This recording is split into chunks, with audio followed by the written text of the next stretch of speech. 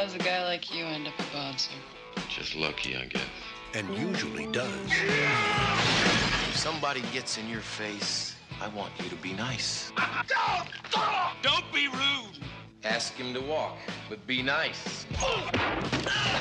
Help this gentleman to the door. Until it's time to not be nice. So says the fighting philosopher. He may be hard to handle. I keep talking, you're gonna go off thinking I'm a nice guy. I know you're not a nice guy. But he's easy to like. What's the matter, Dalton? Don't you like women? The worst I ever had was wonderful. He's not what you'd expect. I thought you'd be bigger. But there's one thing you can count on. He's the best friend a good time ever had. You guys tired? Doc, I'll get all the sleep I need when I'm dead. This is my town. I'm not afraid of him. I guess you'll be having that fire sale now, all right? You got your hands full, kid. I just think I'm looking at a dead man. Patrick Swayze. For that line of work, I thought you'd be bigger. Gee, I've never heard that before. Roadhouse.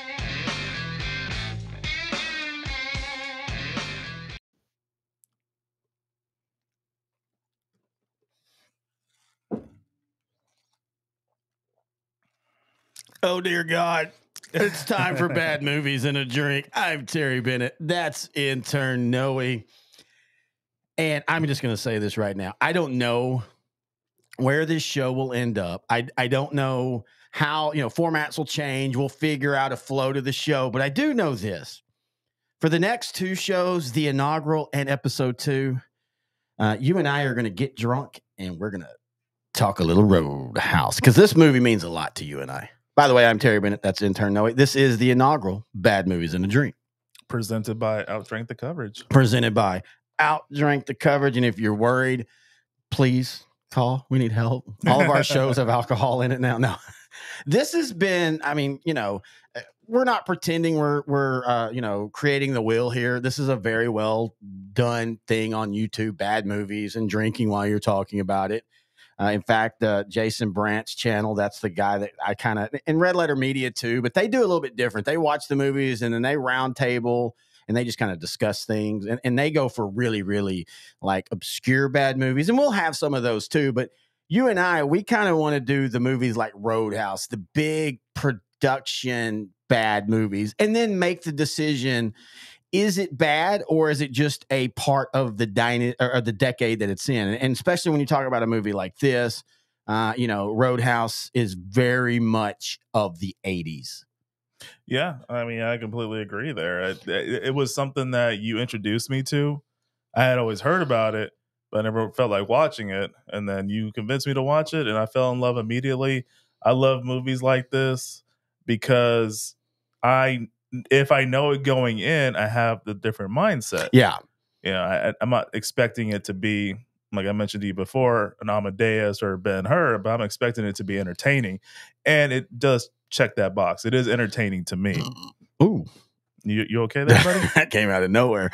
This could be our first and last show of this series, the way this is already starting off. Yeah, this is the second time we've tried to record. We had some sound issues. Thankfully, actually, the system that we used froze. If it wouldn't have froze, we would have had the worst thing that's happened. And that's where you record a whole show. And then when I go back to edit it and put it together, there's the sounds off. And that's what had happened. And just because we might have started drinking, it's 3:30 when we record this, we might have started drinking it after lunch, like at 1. We had to watch the movie. How many times do you think you and I have watched Roadhouse together? You said over 100 times. I was drinking. I'd say probably 20, 30. At least 20. At least. So for intern Noe and I, the way like Outdrank the Coverage started and then we brought it back. But the way Roadhouse started was we met around 2009, 2010, hung out for a while. And then at the time, the person I was with moved up, got a job and moved up close to where you happen to live. And so you and I started hanging out a lot. And about 2013 on a Sunday after all day football at your place and drinking and eating and stuff. And there's like 6 or 7 of us there. And people are starting to kind of doze off or not pay attention. And you and I are just trying to find something on TV to watch. And on TBS, Roadhouse played for 25 years, probably still plays on there. Yeah. And I kind of chuckled. I'm like, that's a fun movie. And you were like, I've never seen it. And I'm like, you know what? This is the perfect time. We're drunk. We're awake. Let's watch it. And that's began what there for a while. Every time we hung out, if we ended the night to get like hanging out together, we watched Roadhouse. It got so bad that a couple years ago, I even had to say, okay, maybe we need to stop watching this because it's kind of getting a little old. But you know what? Watching it today, it all came back around for me. I love it all again. This is the best of a bad movie. And we still notice one or two new things watching it again today. You know, if we go back to 2012 or 2013, whenever I first watched this with you, I was still in my 20s. I just got my first smartphone. Mm-hmm. It was the Samsung 3. I'm an Android guy. Yes, so, me too. Yeah, I hate Apple. So wow, for many reasons. I hope they're not a sponsor in the future.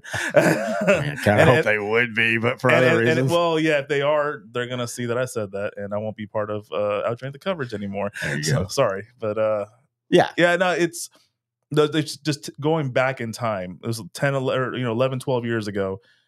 I had my first smartphone. I was in my 20s. I still had cable TV. Well, and that's how we literally found it. Yeah. You know? Just think about like a short amount of time how the world has changed. We've been through our first shutdown. Yeah. Then people are working from home. Now they only want to stay at home or take unemployment and not work. The minimum wage is through the roof now. It's just crazy. Okay. Where are you going with this? No, I'm kidding. But yeah, it's 2024, man. Like the election's coming up. Since you and I have met, I've been through a divorce, an engagement. And honestly, all jokes aside, this is what movies like this, you and I are very big into, and we were just talking about this before we started recording. You and I, our connections are literally sports and pop culture. And all jokes aside, this movie helped bond us. Like this became an inside joke that nobody else knew. Even if you'd watched the movie, you hadn't watched it enough as we had. So like you and I could give each other the Terry Funk look. And if you don't know what that is, this right here is the.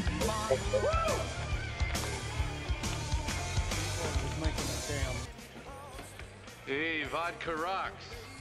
What do you say you and me get nipple to nipple? So right there, that's the moment that intern Noe fell in love with Roadhouse, because the other part of this is you and I have a love for old school wrestling. Now, neither one of us really follow it now. We kind of do, but old school, for you, probably 90s, early 2000s. For me, all the way into the 80s, the Kerry Von Erichs, all that. And by the way, we will do a Claw review, not as a bad movie. We also have another spinoff of this show called Sports Movies and a Drink. That's not what we can hang out with each other. But I still feel that it was this moment right here on the screen that made you fall in love, because this is the first thing you ever noticed when we watched this movie. The first thing you ever said to me was, A, holy crap, that's Terry Funk. And then B, what's his face that for? And that is the classic Terry Funk right there. May you rest in peace. R.I.P. You're going to hear that a lot coming today, sadly. Yeah. So I saw this movie, I believe, before I saw the one where he was in there with Hulk Hogan and Debo from Friday, No Holds Barred. Oh yeah. Oh, I forgot Terry Funk was in there. Yeah. Oh yeah, that's a terrible movie. That's a movie that's going on Bad Movies and a Drink. That's Dookie.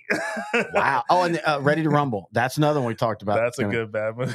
Yeah, well, I don't know. That might be one where it's either bad or is it the 90s.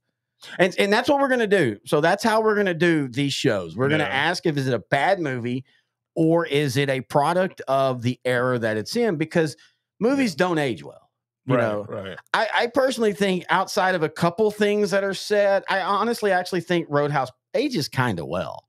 Like, yeah, it's very 80s, but it's so funny and it's so 80s schlock that it becomes timeless, and some movies will do that and some won't. And to me, again, the humor in this, the how this movie is put together is what makes it so interesting, but we'll get into all that. First, though, we're just going to simply talk about the movie. So, Roadhouse came out in 1989.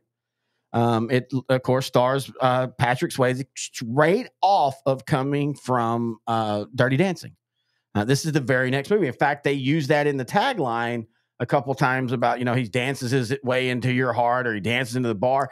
And also, apparently, we found out. Now, here's the weird thing. Maybe this movie was so bad it's good to me that I never really wanted to look into it. Yeah. But when we decided that we were going to, do this and then, of course, do the new one here in a couple weeks, I started really looking into it. Apparently, one of the deleted scenes has Dalton and the crew in the bar wearing ballerina outfits because he's trying to. I don't understand why they would need to actually wear the ballerina outfits, but they're wearing the ballerina outfits as he's teaching them as part of the fighting to train. And of course, connection to Dallas, that all got famous when Herschel Walker, who performed for the Fort Worth Symphony or Fort Worth ballet and opera, and he said, I do this, it helps me work with, helps me be more agile, more limber in sports. And you started seeing a lot of players, we're talking about that, like multiple players started doing that, and that all kind of came from Patrick Swayze and his Dirty Dancing, and how he's athletic, and Patrick Swayze played high school football and all that fun stuff. Again, rest in peace, another one.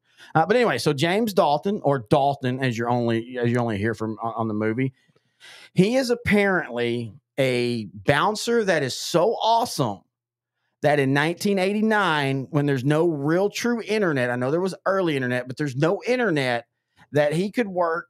Well, now here's the first thing. So apparently he supposedly in the movie is working in New York City to begin the movie. You and we've talked about that, and I'm going to go ahead and play right here. I don't know how much it has of this, but if you know anything about New York City, this does not look like New York City. Yeah, like, I don't know anywhere in the state where it looks like that. Well, I mean, yeah, right. Good point. But even in New York City, you don't have that many people driving to bars and to clubs, and there's no claustrophobic point. There's a point later in the or early, but here in a few minutes, where he, ditches his car and he's in a parking garage. And if you look in the scene, you can obviously tell it's not New York. There's wide open spaces behind him. Yeah. And then we found one of the things that we always find something when we watch these movies, Roadhouse, together. And I had seen it, doing research. But there's a point in the movie later, they're supposed to be in Missouri, but they're at a car dealership in Missouri. But behind them, you see mountains, and you see a sign that says Bakersfield in Los Angeles. That's perfect. That's a bad movie right there. I mean, you even said it. Why can you not edit that out? Like even if you felt, I mean, and the weird thing is all it is a reversal of a scene. It's not even that important. Like if you didn't show that scene, you wouldn't lose anything from the movie. It's just, again, what makes a bad movie sometimes is people getting lazy and getting, trying to hurry up and edit and all that. And so that gets messed up. Again, going back to that, what makes a bad movie. So anyway, so he's a bouncer. A guy comes to him. I'm trying to think of his name. Tillman. Frank Tillman. He plans to redo a bar that he already owns called the Double Deuce. That's, by the way, what you're wearing, a Double Deuce shirt. And he knows that he feels that Dalton is the best in the business. And so he hires Dalton. For 1989, he hires him at $500 up. Is it $1,000 up front? 500. Is it $500 up front? $500 a day? Yeah. $500 up front and $500 a day in 1989. How long do you think he was there? For the duration of the movie? Yeah, like 2 months, 3 months? Probably. Because it took a while to rebuild that. But they just, fast forwarded to the next scene. Yeah. But it was probably like a month or two. Okay, so just even a month. Let's say he works 6 days a week. Yeah. At he is making money that even now, if you could make $3,000 a week, and probably all under the table. Oh, because he even says cash, doesn't he? He says cash. Mm-hmm. So under the table, he's making $500 a day, $500 up front. And so he agrees to go to Jasper and do that. And so he goes to Jasper and the very first night we kind of show that's the Terry Funk scene. He's there to kind of see what's going on. And he wants to see, how everything's going. And so then we get what I think is, first off, funny, truly funny. But what to me, this is the scene that got me to love and just truly fall in love with Roadhouse. Hey, that right there just proves pain does hurt. Did you see his reaction? Yeah. I mean, if you flinch when somebody's doing something, it hurts. Yeah, that's that machismo bad guy, great hero guy that can't be hurt. So yeah, thinking about it, you have to think. So you have to have the right mindset going into the movie, but then you also have to think about the time period this movie took out or was placed in, and the type of movies that were popular during that time period. Like, for example, a few years ago, I mean, not really right now, but superhero movies, they're all the rage. Yeah. That's the action movie we all want to watch. Back then it was like the Top Gun, the alpha male movies that Commando, Yeah. Ram, all that. Yeah. So it makes sense. Yeah, he's playing a character that was perfect for that time period. I particularly didn't like this scene. Oh, well, his acting in this scene. Yeah, I know what you obviously it's an iconic scene, but overall, I think he was okay. Like, I don't think he was supposed to have an all-time great performance. I think it was fine for the movie. I just don't think it was just great acting overall. Now, said that, there's a scene later on where Kelly Lynch delivered her line terribly, but I wish I could not find that one. They timed it wrong with her yelling and then the explosion in the background. It was just bad timing. But I mean, having said that, like, we watch it all the time. We make fun of it, so it's kind of endearing. Well, yeah, and it's so funny you say that, because and maybe, I don't know. Again, we don't know how this show format's going to go, but you and I tend to, when we have a show, we don't really talk about a lot before, because we kind of want to, in the moment, talk about it.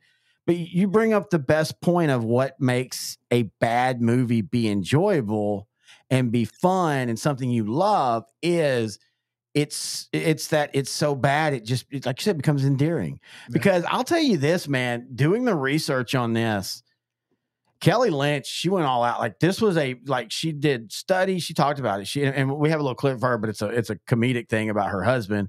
But yeah, she really, really went hardcore for this role. And I think for a movie to be so bad it's good, there has to be a sincerity about it. There has to be an effort. It's why it's really hard when you see these movies now. Everybody's trying to make a bad movie. Yeah. The problem is that they're trying to make a bad movie, and so it's not fun anymore. One of our favorite other bad movies, which will be on the show, is Haunted House. And what makes Haunted House a bad movie, but it's also fun, is every character, they're 100% going for it. They're failing a lot, but you know what? It's actually kind of funny.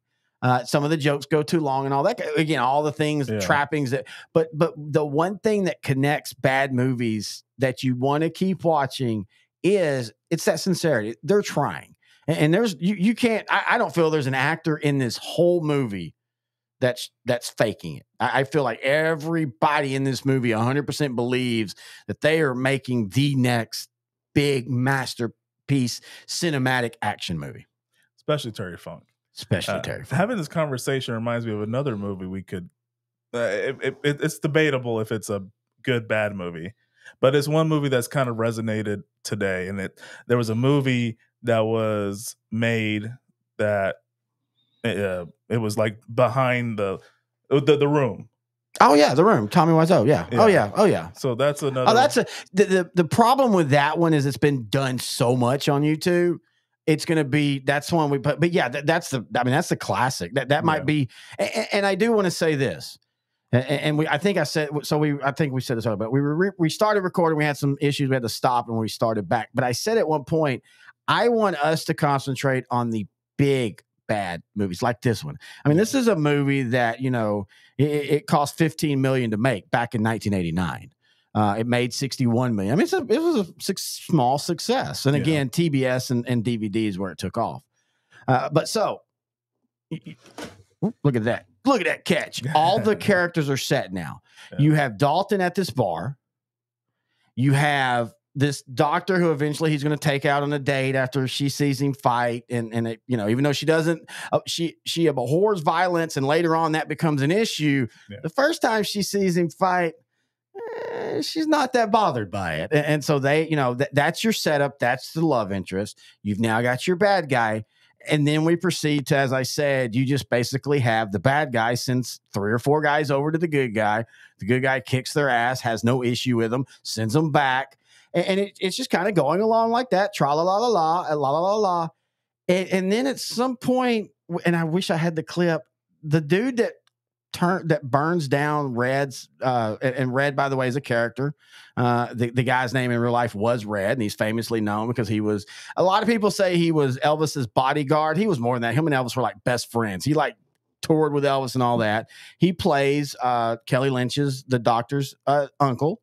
And so that's where you learn that Brad Wesley is basically doing the old racket of, you pay me weekly, and if you don't pay me, I break stuff in your house. I make you want to pay me. And so all that's coming together, and you kind of see the chess pieces. But the issue with is this movie, it honestly, it can't decide the tone. The tone is all over the place. You get the goofy at the beginning, kiss my wife's or girlfriend's breast that I paid for, and I didn't show it, but there's a fight after, and there's a goofy guy in the fight, and he's got a really funny face, and they throw a bottle and he dodges, and then the waitress throws another bottle and accidentally hits him, and it's all funny.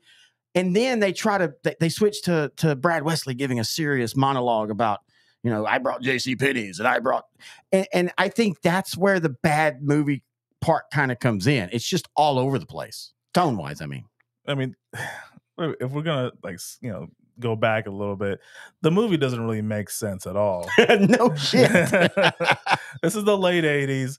There's no way they can communicate to each other who's a good cooler and who's a bad cooler. Like across town, this is in Jasper, Missouri, and supposedly Patrick Swayze's Dalton is in New York again. I have doubts of that, but yeah, and he's been in Memphis. That's the story. Sam Elliot's character, I can't remember, Albuquerque, 1975 when he met. They were in Albuquerque, and so they've literally done this whole thing where they just travel bar to bar to bar, and they're so legendary. People are willing to pay this dude again $500 cash a night in 1989. In 1989, you're right. It never made sense. And again, that's the part. If you turn your brain off, or if you turn your brain on to hyper, it becomes even funnier. Like, how did Tilghman get this money? He came into money. Yeah, like they never described. Was it a dead relative? It kind of felt like he might have murdered somebody with that face he makes. Oh, the creepiest. Yeah, he has a really creepy face. Again, I wish I had that clip. We could have played every clip, but it's Kevin Teague that plays Frank Tillman. He does it really well. Kevin Teague, of course, he was more famous back in I think it was the early 60s. I know he was in The Graduate. I think he played a really big part in that. But he was also on a couple TV shows, and one of them was Emergency. And that was 1972 or 73, where it's like 911 is now. Yeah. That the show, you have like 4 different versions of 911, 911 Austin, 911. Well, that's what Emergency was for 1973, and that's kind of where he got to be famous. And that's part of what I think helps redeem this movie is all the character actors that are great older character actors. We talked about Red, being with Elvis, Ben Gazzara again, being the bad guy, Jeff Healey, the band guy. We'll talk about him in a little bit. Marshall Teague, who's playing the bad guy, Jimmy Reno. We'll talk about him. Sunshine Parker, who played Emmett. That's a guy that Dalton rents his apartment from. So all these people, Terry Funk, all these people were really good character actors. And again, the sincerity is there with every one of those, in my opinion, with every one of those. And even the bad scenes, I don't feel that they were, I don't think that, listening to how everybody talks about this movie that was in it, I don't think any of them unironically realize that a lot of people think that this is a bad movie. I think that everybody embraces it for the good side. Some of us do, but some of us also, again, it's because it's a bad movie. Yeah, I mean, just because it's a bad movie doesn't mean we don't love it. Now, I know one of the bad movies that we might disagree on is Flash Gordon. Why would we disagree on Flash Gordon? Flash Gordon is a goddamn masterpiece, sir. Oh, I thought you didn't like the movie. No, I love Flash Gordon. You talking about the original? Yeah. Yeah, no, I love that. It's, again, 1980. though, I love it like I love Roadhouse, warts and all. They had theater actors in there just overacting. It was beautiful. It was fantastic. It's exactly what I want in a good, bad movie. So that might be one we have to look at in the future too. Oh yeah, no, and Queen did the soundtrack. Yes, they did. That's the whole soundtrack. Yeah. So. No. I saw that movie in the theaters. That's literally one of the first movies I remember watching. And I say theaters, it's actually the drive-in. Clash of the Titans and Flash Gordon back to back. So where your dad just gave you some Raisinets, and your 5-year-old self was just sitting watching. Well, we did in East Texas before the internet. I mean, we do it in East Texas now after the internet, but in East Texas we did that in the internet. But here's the scene we were talking about where he's invited her. Okay, Right boot. fourth or fifth time that the bad guy has sent random white guys. Now, we don't have the whole scene, but we noticed something today. Again, we always notice something we've never noticed before. We noticed something today we'd never known. And that's, let me get to it. Got it. And I really wish I had the beginning clip. But, so the guy standing above with the big old Andy Reid mustache. Yeah. That's not the same actor that comes into the scene. So in the beginning of this, and I'm sorry again, I didn't have it. I didn't realize till we saw it today. They drive up and the guy in the front, he's driving Bigfoot. Now they took the Bigfoot off. And if you don't remember, you were too young. You weren't even. I remember. You do remember? Okay, so there was a time where Bigfoot, the big Ford truck, and Gravedigger, they would go across the country competing against each other in all these, competitions. And Bigfoot was the good guy and Gravedigger was the bad guy. And so I do know that when they made this movie, Bigfoot agreed that the people that owned it, but they couldn't have Bigfoot on the thing because they didn't want Bigfoot to be the bad guy. But so that guy's driving Bigfoot. So the beginning of this scene is Jimmy Reno. That's the bad guy. We'll talk about him here in a minute. He had taken the girlfriend of Brad Wesley home, and he tells the guys go in there and do stuff. And so when they're walking up, the guy with the Andy Reid mustache is like 6'4". Yeah. He's really big. He's really muscular. And then this guy comes in. And then you and I were pointing out multiple times is other than the front guy, not one of these four guys in any way comes off as scary. And the guy to the right in the front, he's a big guy. You can tell he's cut. He's kind of a little bit creepy or scary. But the other three, I mean, that's like, so the guy to the left, that must be the father of the guy right behind him. He took Junior to bring him to work day or something. And this is what happens. That is Garrett. You learn later on that basically they met in 75. Sam Elliott was in a situation with a woman he shouldn't have been. Dalton kind of saves his life and they kind of, he takes him under his wing. And so again, this creates that supposedly there's this bouncer network that everybody knows about that, hey, they know who Dalton is. They know who Wade Garrett is. At the very beginning, the guy that had come to talk to Dalton said, you're the best and Wade Garrett's better. And he knows who that is. That's where you just kind of roll your eyes. You kind of like, okay, guys, it's 1989. At least explain how, I used to work. They did a good job when Brad Wesley talks to him and says, I have a cousin in Memphis. Yeah. He told me your story because the story with Dalton and killing the guy, ripping his throat out, he was in Memphis. That made sense. I love on YouTube, there's a channel called Pitch Meeting. Yes, I love Pitch Meeting. Where they make fun of, just movies in general, any movie, whether it's good or bad, just, pick it apart. With this, I just have 3 words for you. What's that? Suspend your disbelief. You just let it go. Just let the magic happen. There's no, down period in this whole movie. It's just one funny scene or awesome scene after another. Great music. And he starts and ends with great music. And there's just great music in between. There's some sex, some drugs, some rock and roll, some country. The soundtrack. Let's talk about that. The soundtrack is really good. Yes, it's very 80s, but it also has a lot of blues on that line of blues. Jeff Healey. Yeah, Jeff Healey, the late great Jeff Healey. And if you don't know, Jeff Healey was a a blind musician that kind of got big, and he kind of got big before this. I'm trying to think. I can't remember his first song. It was a pretty big hit. But let me see. I'm trying to find it. Angel Eyes, great song. Yeah. And so he's in this movie, and for a guy who didn't really act, and they did a good job of not getting him anything too serious. But I thought he did a pretty good job. Oh yeah, I think he was pretty good, and they kind of protected him. They accentuated his positives. They made sure he was always shown in a good light. Basically stuck doing the music part, and then a couple of like easy lines with Dalton, and then that one cheesy one to Terry Funk, where Terry Funk's trying to figure out some information on Dalton. Jeff Healey's character was like, you F with Dalton, he'll seal your fate. Yeah. That's another good line, by the way. That's another really good line. Of course, again, Jeff Healey passed away in 2007, and we there's a lot of people gone from this movie. Oh yeah. Some of them like Terry Funk and Red Webster and Sunshine Parker. They all lived into late into their lives and all, but like Patrick Swayze died young. Jeff Healey died really young. Jeff Healey died, I think he was 41. He had cancer, and he had health issues his whole life. I mean, he came out as a premature, and he was blind, and if I remember the story, because I was really big into Jeff Healey for a minute. I saw him live a couple times, and if I remember the story, he wasn't supposed to survive as a baby, all that stuff. And then, of course, I think we all know the Patrick Swayze cancer, and he kind of kept it from everybody.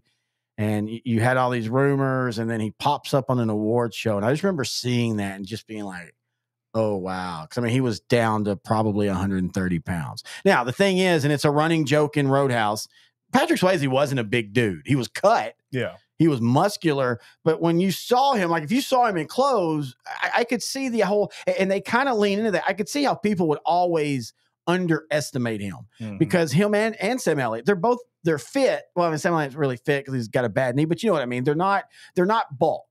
And so, that became a running joke. Everybody says, I thought you would be bigger. Jeff, that's actually how when him and Jeff Healey, and I guess he just plays Jeff Healey. I never realized it. Did they ever give him a name? Yeah, but I can't remember what the name was. So, I guess I have to go on. I'll look right here. Cody. That's right. Cody. I do remember that now. So when he comes into the town, he realizes Cody's there. He comes up and surprises him.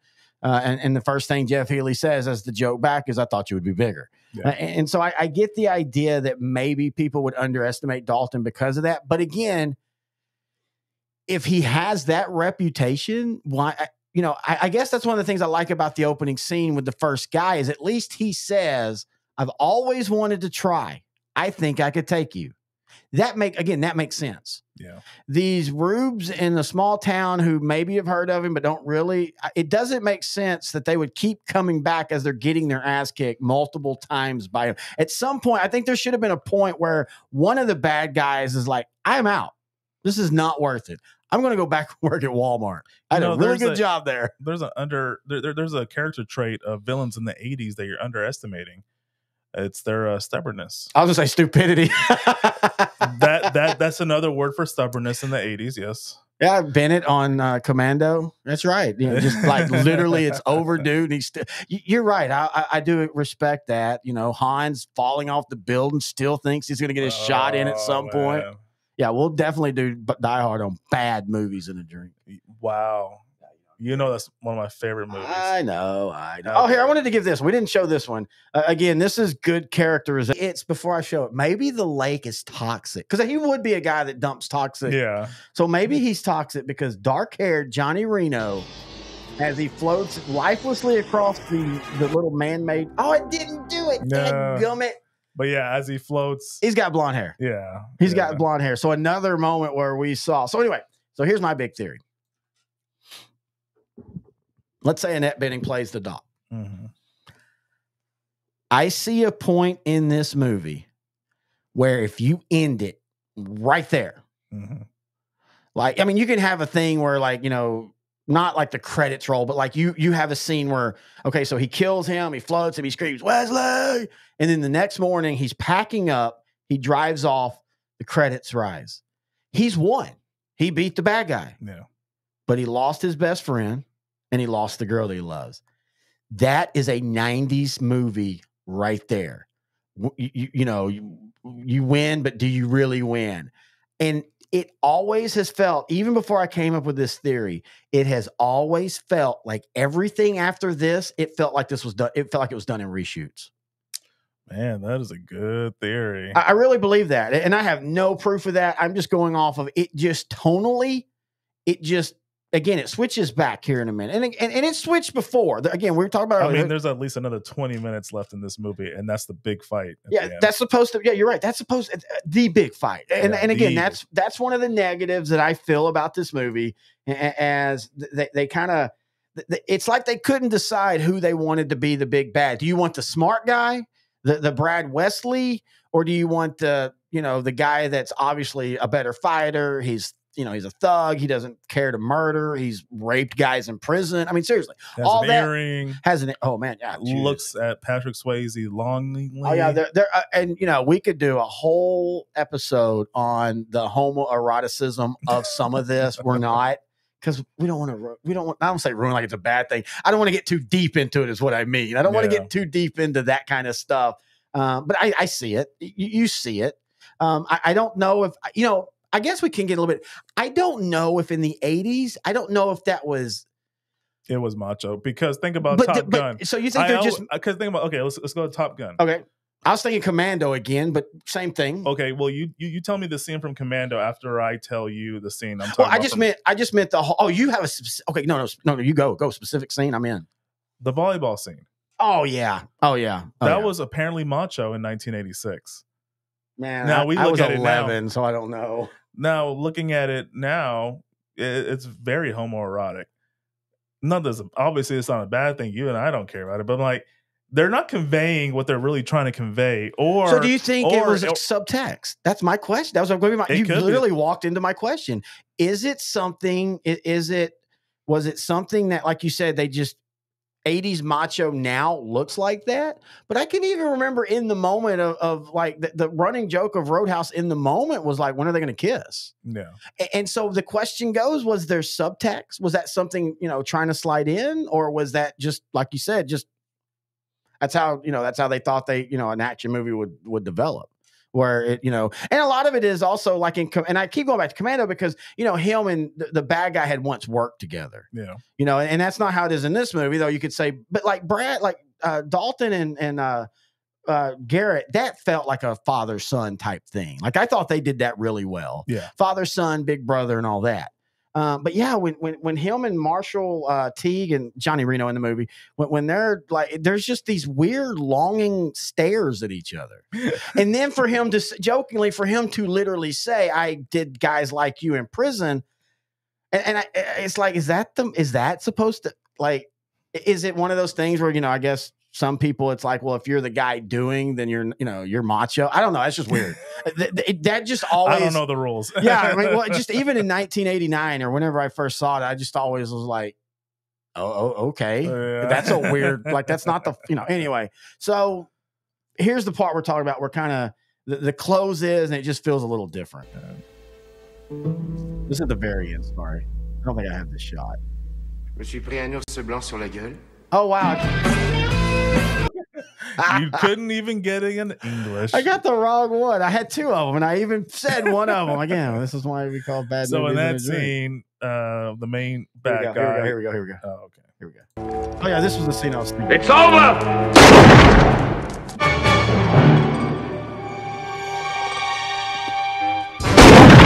So now I want to point out real quick, this part of the movie is based off of a real thing. Oh, okay. In Missouri, apparently a guy who kind of had put the screws to the small city, they finally were fed up with him. And this is the basis of this movie. Yeah. This part, I don't mean like in a hunting room, but I'm just saying they apparently nobody would talk what happened. And he was obviously had been murdered by multiple people.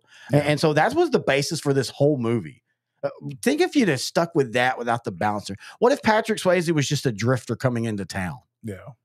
Just the old try thing of the 80s was the Vietnam vet. Mm-hmm. The Vietnam vet. He's coming from, how does that tone change? But again, this movie also doesn't even understand its own tone because nobody ever has talked about that. Like that is, again, just the weirdness of this movie. And so it's why I love the movie.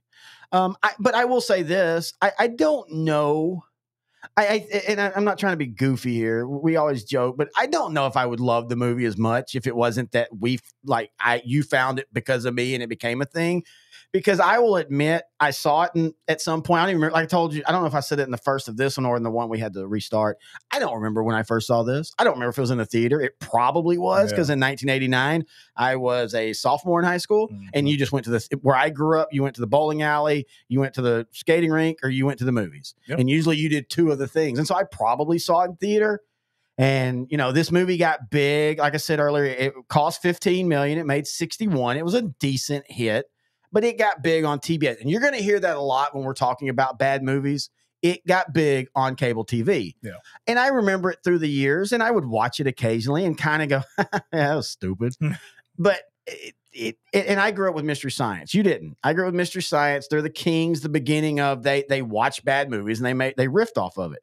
And so you became my foil for that because you and I would just every time, and folks, we're not kidding. Every time we watch this movie, we find something new. Every time, whether it be Terry Funk in the background acting goofy, or whether it be, I didn't even do this. Oh my God, I cannot believe I almost forgot this. This is when you know it's been a long day and a fun day, but you got to have fart face. Okay. Question. Yes. I know the question. We're going to Kelly Lynch here. This is the love scene between her and Swayze. Yep. She makes this face. He's already pulled down her undergarments. Oh yeah, this is. I think this is supposed to be the moment face. This is it's the certain letter face. She's making this face. What do you think is going on in the character's mind? Why would she be reacting this way? You threw a curve on me right there with the character's mind. Why would the doctor be making this face? I think. Again, I love Kelly Lynch. I'm going to play a clip from her. Again, the Bill Murray thing. I love her in Charlie's Angels. I love her in Drugstore Cowboy, which came out at literally the exact same time. And if you want to talk about two movies that are absolutely completely on the different scale, Drugstore Cowboy with Matt Dillon as Gus Van Sant. It's about drugs. It's about drug dealers. It's about addiction. It's a great movie. But I don't know if it was being late to the party because she wasn't the original. I don't know if it sounds like, man, when you read and listen to her, she went all in on this. You can sometimes try too hard. Yeah. It felt like this scene and that explosion scene we talked about earlier, it felt like at times she tried a little too hard for this movie. This face is it. But if I'm playing what you said in the character, now I don't have the clip, but she literally, right after this, looks at him and laughs. One of them farted. One of them farted right here. I am calling it now because you remember she literally looks at him and they laugh. Yeah. And I even said, I'm like, that's kind of like what a couple who've been together for a while and that kind of stuff will happen. You just kind of laugh it off. I don't know. Terrible face though, but we love you for that, Kelly Lynch. Speaking of Kelly Lynch. So the whole thing about Kelly Lynch and about Bill Murray is she's married to Mitch Glazer. Mitch Glazer is the guy that I think wrote Scrooge or directed Scrooge, and that Bill Murray was in there. He's friends with him. So this became a thing where every time Bill Murray, and now his brother Brian Dole Murray does this, and apparently been doing this for years, every time they see this movie on, and mind you, Roadhouse plays everywhere. Roadhouse is one of those that's probably on 24/7, 7 days. It's never off. They call her husband and say things like, Patrick Swayze doing bad things to your wife right now. And that was always a kind of a big, that was a rumor, but she confirmed it. Every time it's on, or they see it every time it's on. Is that a true story? That is a true story. Can you explain the genesis of this story and how often it happens? Well, it started with Bill Murray. I think Bill had never really seen Roadhouse all the way through and watched it one day years and years ago, and it came to the love scene. And basically what it was that upset him was that I was getting thrown against what looks like a very painful rock wall. And he thought it was hilarious. Exactly. And quite honestly, I did have quite a bit of padding behind me. I just want to tell that to the fans. Yeah. No blood was shed. But yeah, I am kind of hitting that wall, and it does look painful. So he thought he should call my husband up, and he disguised his voice, which never works because you can tell it's Bill Murray. And he was like, Patrick Swayze's doing something with your wife on a rocky wall. You might want to turn your TV on. It was like, you know, so we thought it was like a one-off. It was pretty funny. And then it came to a time where he was like in Russia. And so the time difference was a little upsetting in LA. He calls my husband to say again, and then all of a sudden his brothers started calling. Like Brian Doyle, Murray? Yeah. There's about 30,000 Murray brothers. I know, I was about to say. And there's a nun. So far, she hasn't gotten involved, but I don't know if she has a TV. So Bill Murray's sitting in Russia, turns his television on. And there I am. Roadhouse is on. Roadhouse, and he's still keeping this tradition going. Yeah, he is. He's doing it. And in fact, I'm watching Anthony Bourdain, who I love. I'm watching his show, and he's in Charleston, and Bill Murray's on the show, and they talk about it on things. It's like, oh my God. While eating like frog's legs or something like that. Something like that. Yeah. Look. Anyway, so if you, and I know part of that's because, you know, he has a relationship with Mitch Glazer, but that's what Roadhouse does. And that's a snapshot in true guy friendships. Yes, very much That is basically Bill Murray telling Mitch Glazer, I love you. Yeah. Dude, great point. 100% right. That's just, you know, I've had, you know, multiple people I've had relationship with always ask me, like, is that real? And I'm like, yeah. And you and I, we do it. Yeah. We like, I even sent you we'll send each other jokes. I had said something. My fiance helps her mom watch dogs. And so one day she's like, this dog's so crazy. All he wants to do is, you know, get up in my lap, get a bone, and go to sleep. And I jokingly respond, that's all you want to do is get a bone and go to sleep. I immediately have to screenshot it and show you. That's what you do as guys. We don't talk about all our feelings and stuff. We just basically go, boobies. We use metaphors. Yes, we use metaphors. So again, as we talked about, Roadhouse made, you know, a decent amount in the theaters. It was a budget of 15. It made 61.6 million. I think now that would be considered disappointment. That not the amount, but the different 15 to 6. But back then, you considered that a pretty good success. But again, also where this movie made the most things was, it was cable TV, TBS specifically, because at that point, Turner Broadcasting was a superstation. And for people that don't remember, TBS and WGN, which was out of Chicago, they were on cable as channels. That's why the Braves and the Chicago Cubs have such big fan bases. It's kind of like the Dallas Cowboys in football. The whole nation would watch. I would watch. Man, when I first got cable, and I got cable late, like not like super late, but I was like 91. When, you know, I think I was, like 2 years before I left home. We got cable, and I loved watching day Braves, day Chicago Cub baseball, because that was one of the only two teams, especially the Cubs. What was it? 87 before they got lights, I think. They were daytime every time at home. And so that superstation, it was all beamed across the nation, and they played these type of movies to the point where it was ad nauseum. But it gave these great, bad, fun movies a chance to grow and to find new people, and to every time if I even think about you and I watching this, I smile. I legitimately do. It's just, we've had so much fun over the years. And usually we're kind of like David Hasselhoff was in that drunk video. We're barely eating a burger and it's kind of running down our chest, but we still have fun watching it. So I will ask you, you came up with this literally right before we recorded.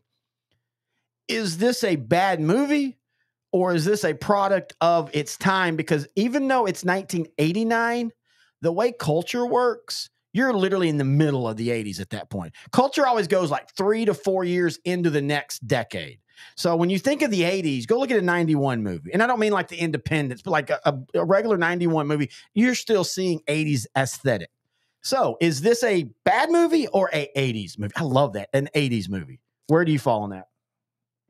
As of right now, I'd probably say it's an 80s movie. I can see where some people would say it's a bad movie, but to me, look at all the 80s movies. It was better than the 70s movies, but it was still an 80s movies.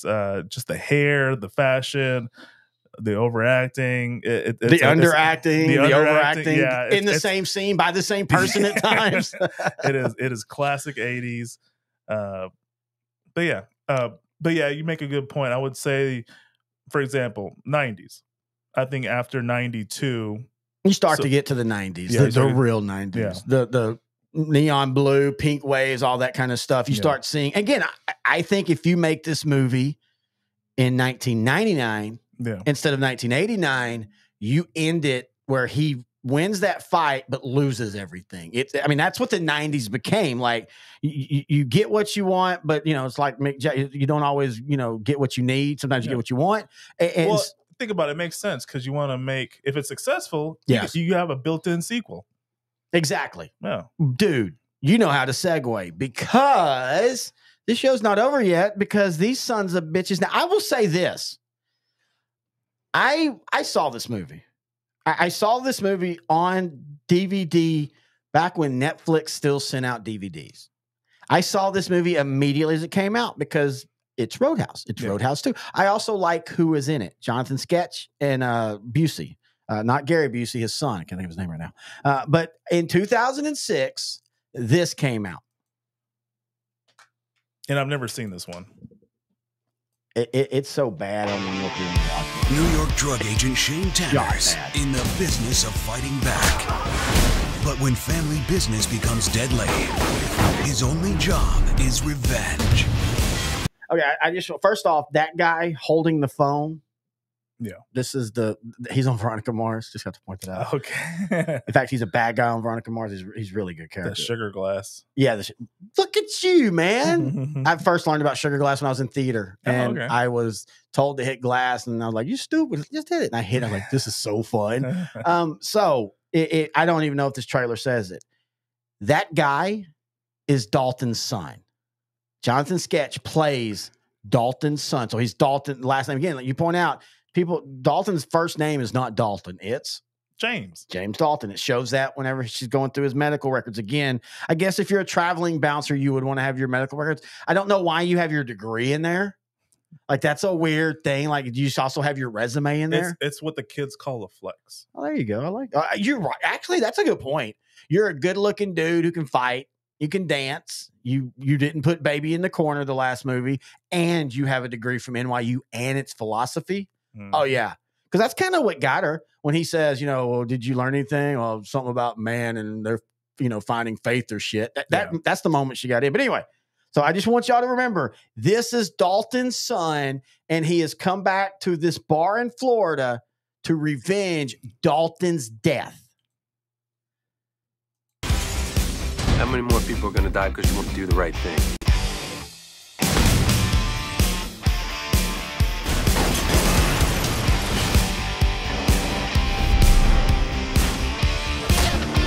Jonathan Shack, Jake Busey, and Will Patton kick action into high gear in Roadhouse 2 on DVD.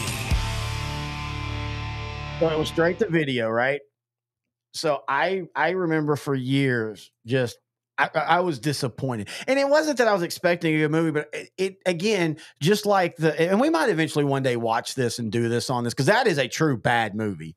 It's not even fun, but it tries to be at time. Again, just like the original, the tone is really weird. And maybe I should have realized then, but I did not know this. The guy that wrote the first one wrote Roadhouse 2. I thought it was that product of where, and you see this all the time, where you get, a guy that writes these movies that are based off of, sequels that they've bought the rights to, and it's a new guy. He has no clue what the original is, and he's terrible. Yeah. No, this is the guy that wrote it. That actually hurt me. R. Lance Hill's his name, and technically he wrote this one that's coming up. But really, he only wrote 7 films, and again, one of them being this one. He wrote "Hey Tracy, Desperado," "The Evil That Men Do," 8 Million Ways to Die, not the Seth MacFarlane one, and then Roadhouse. And again, I guess Roadhouse was his magnum opus. A Million Ways to Die in the West, though, that one scene where him and his buddy are fighting, that's what you and I will do in the zombie apocalypse. Oh yeah, we'll fight. We'll act like we're fighting while either that or the race wars. Yeah. Oh, race wars. That's what it was. That way, if somebody, I don't know if y'all can tell on video, but me and Noe are not the same race, and so our idea is if there's a race war and they kick in one of our doors, we're just going to start play slapping. Yeah. We got this. Go ahead. Go get to the next house. There's some over there. But it's genius. I think it is. So anyway, so that movie, you know, that's the terrible sequel. And you might want to ask, why are we doing this as our first movie? You know what? Oh, didn't mean to do that one. I went to the wrong one. Hang on again. We're trying to figure this out on the fly sometimes. But why did we do this movie? We did this movie now because you and I have been talking about what we wanted to do this type of show anyway. And the show is going to have different change. Like I said, a lot of times it'll probably be just us talking with clips from the movie, and you won't even see us. But we just kind of, we haven't done an Outdrink the Coverage in studio in a couple months. So we want to talk about it. But this is why. Bottom left. Oh, there we go. Thank you. This is why we wanted to do this right now. Before we start, do you have insurance? What? Your coverage good? Like, you have dental?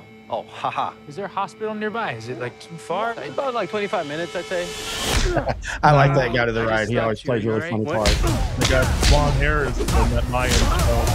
That's right. Yeah. I couldn't figure out where it's coming from. He just doesn't have So you blonde like hair. to fight? You ever win? No one ever wins a fight. Oh, the original. Yeah, I'm going to go ahead and tell you right now, that's my first problem with this. Okay, I'll say this. I like... This ain't the holiday. I like Jake Gyllenhaal, and I think in this role, yeah, he can be funny. I don't like the premise. I will go ahead and say that. I talked about this earlier. You had a story that didn't work in '89 about everybody knowing who he was as a famous bouncer. Well, that would have worked perfect now. Facebook pages with bars. My fiance, she worked 30 years in bars, and she literally has Facebook where friends of whatever job they worked at, and they, you know, you would pass those stories around. I also don't like the fact that in this, he's basically a newbie. He's never bounced before. He's a fighter, but he's never bounced. That loses again that whole part of what was so fun about the first one was this. Why do people know who this guy is in this small town in Missouri when he supposedly was on the East Coast and sometimes in Memphis and sometimes in Albuquerque, but he is so awesome. And I guess maybe they're using the UFC like everybody knows him, but that's different. He's a celebrity now. In '89, he's not a celebrity. He's mysterious. You know the name. You've never seen him. It's like high school football. And I'm sorry, I'm going to have to compare it to something I know. Me and Grant, host of Sideline to Sideline, the banner by you. We always talk about this, that in the 80s, you didn't know teams. You knew them by their score. Yeah. And so these teams would build up these mythical, you know, Cuero would be blowing everybody out 32-0, 34-0, 42-7. And then they would get to the state championship game and it'd be the first time you see them. Yeah. So you had all these preconceived ideas about them. Again, when they go back to, I thought you would be bigger. You didn't see him. So again, I think that worked better. I think, and I'm saying this, we haven't seen this movie. I might be completely changed, but I don't like the fact that he is a UFC fighter who was kind of famous. It's kind of like Adam Sandler and also Burt Reynolds in the football movie. They get in trouble. Longest Yard. Yeah. You know, they're famous. Then they come and you know who they are already. Yeah. I think that loses a little bit about that on that.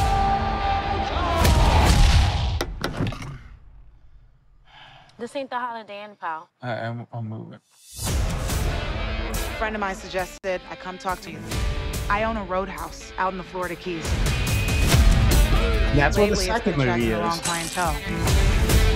I can pay you good money. Judging by your car, you need that. Well, I like my car. Think about it.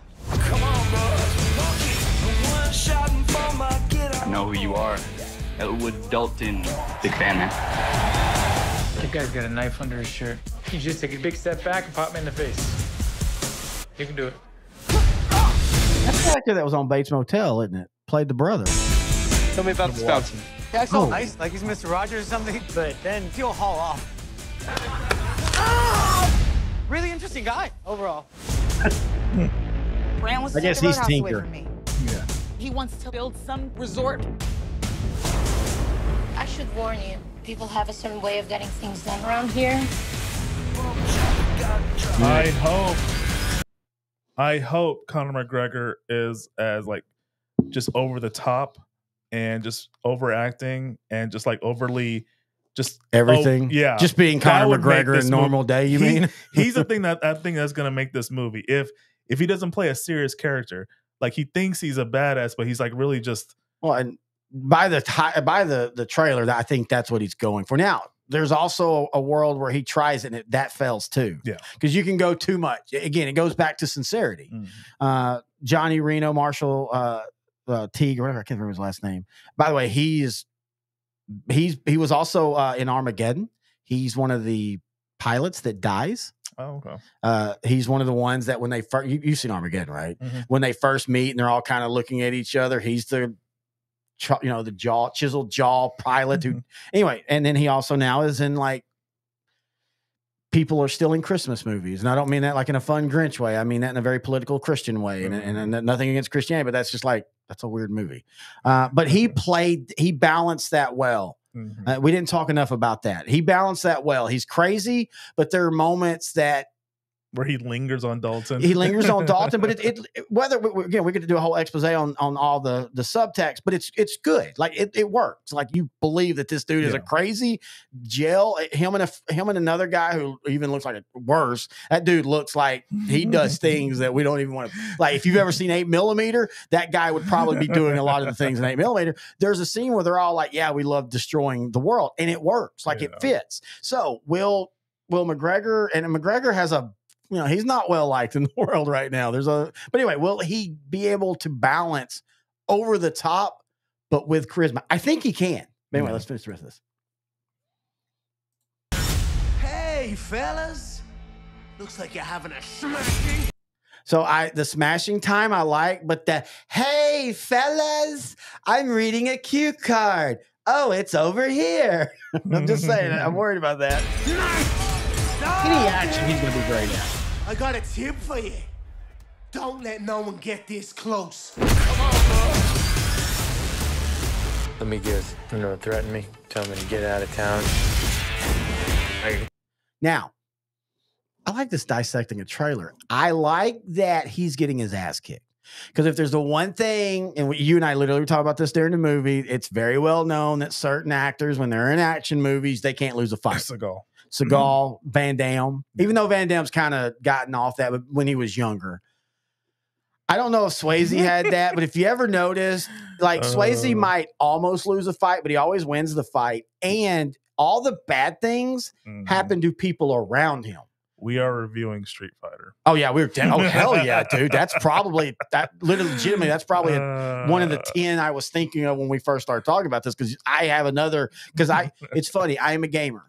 I'm a huge gamer. Yeah. I still game to this day, but Street Fighter I have no connection with other than the movie. I mean, I played it in arcade a few times, but the movie, yes, Raul Julia is that dude should have won an Oscar for that role, and that legitimately holds up and is not as bad of a movie as you think it is when you rewatch it. No, he's not the M. Bison that I'm thinking about in the game.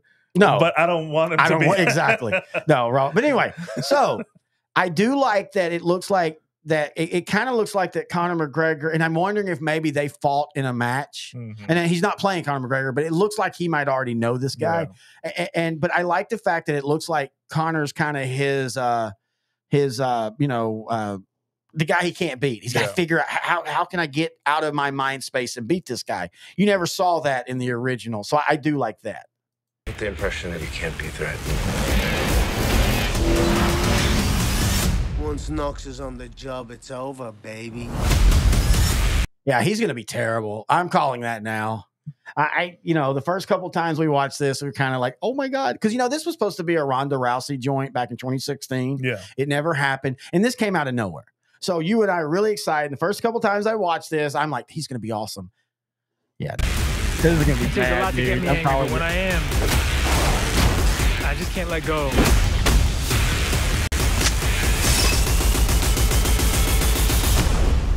People seem a little aggressive around here. Action looks great. Yeah.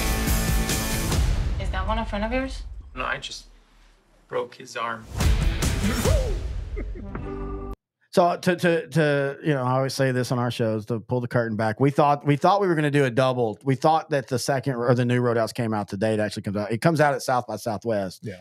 But I'm glad because we've talked an hour and 46, and I think this is one of those movies that we could literally 5 years from now redo this show and it would be completely different. Because every time I have errors with Roadhouse where like I always appreciate it, but like I think of it as this ain't that bad of a movie, and then I rewatch and go, okay, this is a terrible movie, but I love it. Yeah, I think the runtime for the movie is 1 hour and 53 minutes, so we're about there. So you know what? I say we take one more drink. We remind everybody that we'll be back around. I don't know when this show comes up. It's March 8th right now. I'll probably put this up next week. By the way, Outdrank the Coverage Happy Hour is back on Monday. We'll be live for at least an hour, usually a couple hours. Ryan Fox, the new guy, is going to come on and talk the Texas Rangers with us.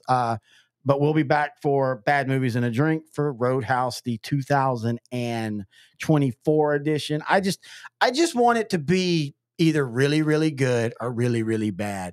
The worst thing that can happen on these type of movies if it's just And that's where the second one failed. It's bad, but it's not bad in the fun way. It's just You could tell it was no effort. And again, if you're going to fail and make it awesome, you fail big. That's what makes it more enjoyable. But anyway, that is Intern Noe. I am Terry Bennett, and this has been Bad Movies and a Drink with a little stink face.